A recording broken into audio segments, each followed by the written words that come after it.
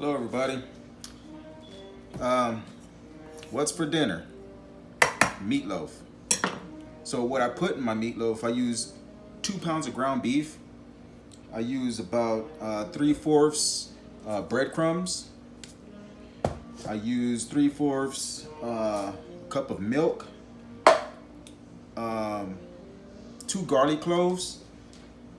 And since my daughter doesn't like onions, I use onion powder, and I'm heavy on it because I have to substitute for the onions that we can't use. Black pepper, and I like my food seasoned. Instead of using kosher salt, I like to use seasoning salt. I don't have to show you the brand because you know what it is. All right, it's going to be a little. You put whatever you want in yours. And I cracked 1 egg in there. I don't know if I mentioned that already. Okay. So then you just mix it all up. You got to get in there, mix it all up.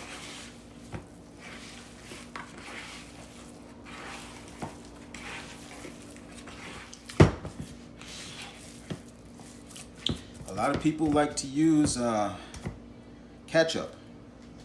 I don't. There's nothing wrong with ketchup. It still tastes good. I like to use barbecue sauce.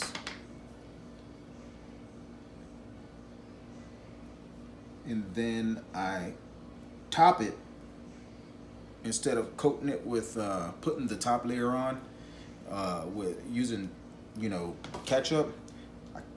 I coat the top layer with barbecue sauce. That's how I do my meatloaf.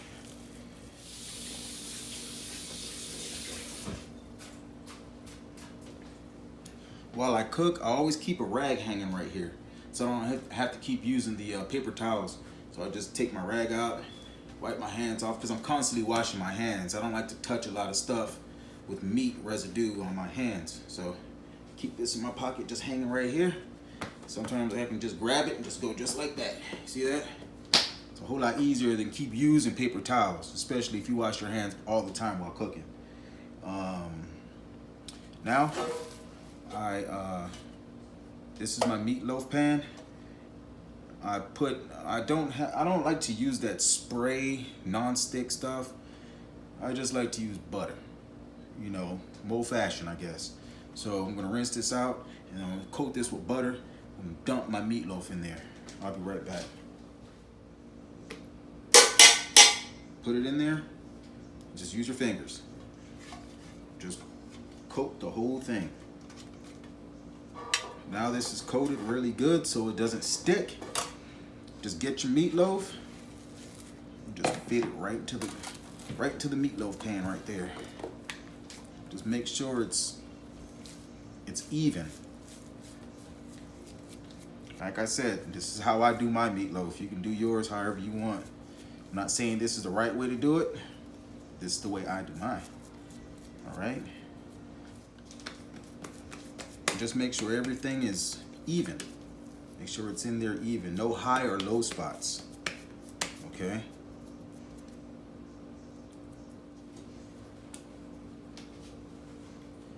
Okay. So now we're going to get some barbecue sauce. I'm not going to say the name. You can use whatever barbecue sauce you like, but this is sweet. Baby. Good barbecue sauce. I'm not going to say the name, but you know where I'm getting at.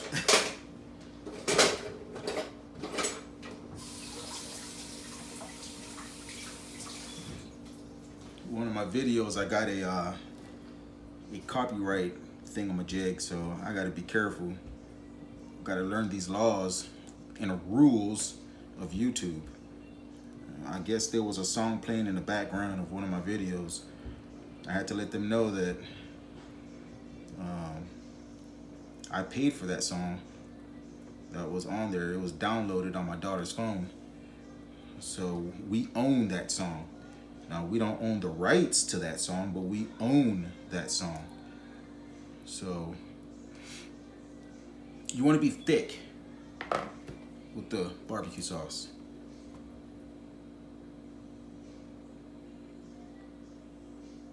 Well, I like to be thick with my barbecue sauce on my meatloaf. All right? Like I said, you do it however you like. But this is the way I do mine.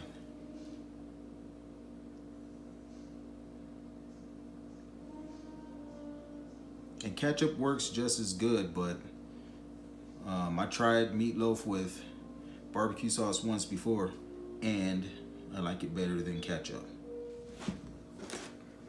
For the sides, I'm making mashed potatoes. I love these red potatoes because you don't have to peel them. You can just cut them,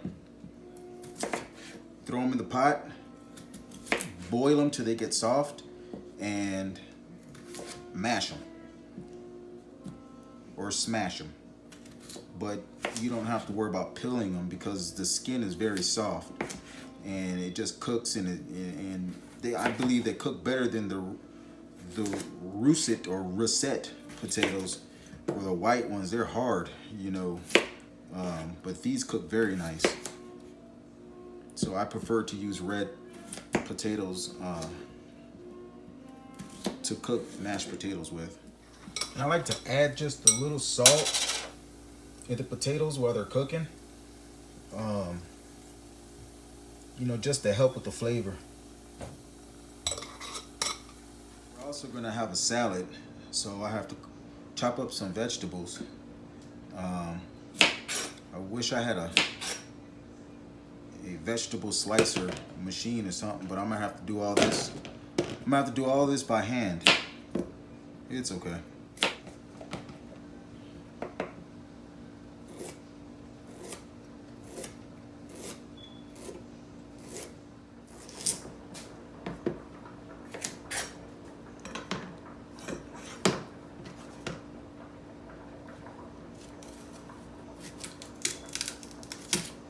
Probably could have used this to slice the radishes.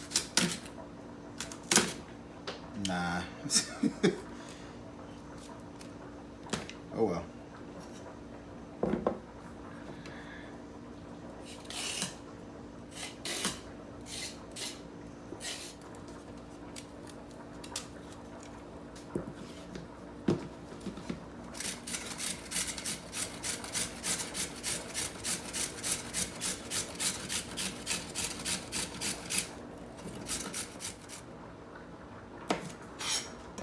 I'm gonna see if I can use it on use this little slicer, since this is a bit softer.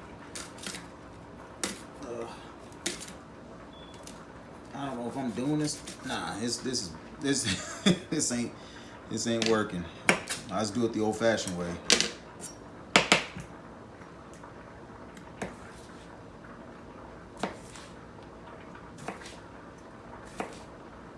The way I can tell that the potatoes are done is if you can't pick it up with the fork, it slides off. That means your potatoes are done. Definitely done. My mashed potatoes, I like to add butter.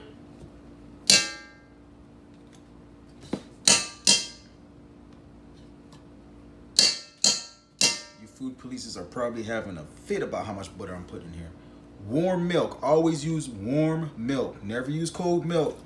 You will fuck up your mashed potatoes, I'm telling you. All right.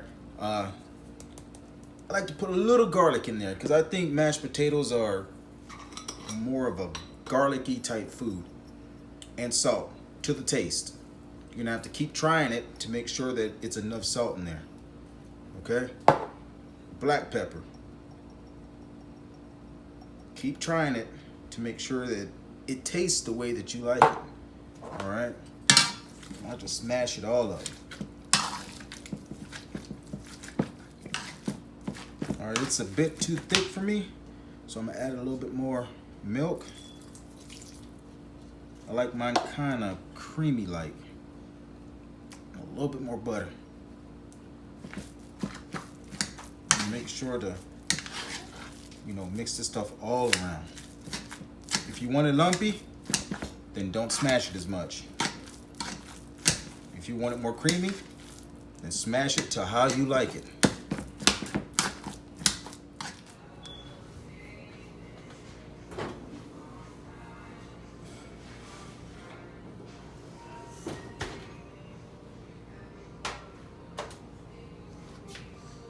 All right, I just finished talking to my son. He just got home from work. Finished peeling that, and I forgot to cut the skin off. My wife doesn't like it with the skin on it.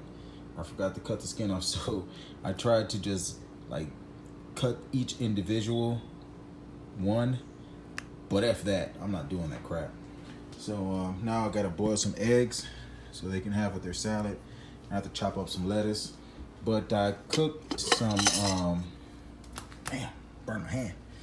I cooked some corn and green beans. Tater is finished. I got my beer. I'm about to go sit out front and wait for my wife to get home so we can have dinner.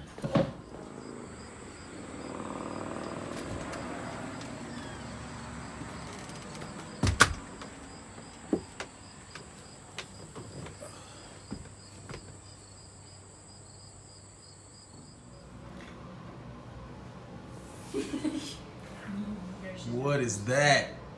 And this is what we're having for dinner. All right. Why haven't Matt's you put on? Go ahead and pray, Genesis. I was about to eat. God is great, God is good. Let us look forward to Jesus' name. Amen.